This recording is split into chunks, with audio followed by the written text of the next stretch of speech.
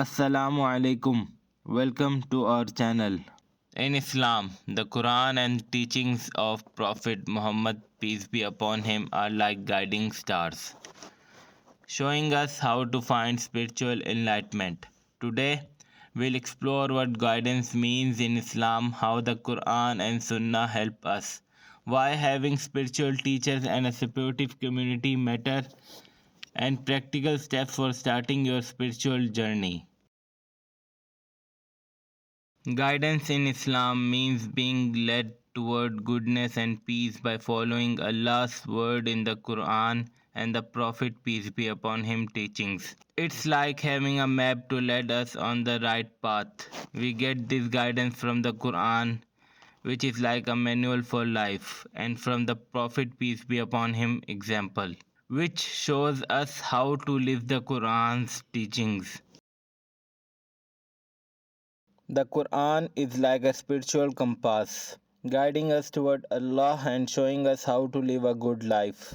The Sunnah or the Prophet teachings give us practical examples of how to follow the Quran in our daily lives. Together, they form a roadmap for spiritual growth and unity in the community. Having spiritual teachers or being part of a supportive community help us stay on the right path. Just like a teacher help us learn in the school, spiritual teachers guide us in understanding Islam. Being around good, supportive people help us grow spiritually and give us strength on our journey. Starting your spiritual journey is like taking small steps toward becoming a better person. It means praying, being kind to others, and learning more about Islam. These simple actions help us feel closer to Allah and make our communities better places. Thank you for joining us. We hope you feel inspired to continue learning and growing. Let's remember that discovering spiritual enlightenment is a personal adventure.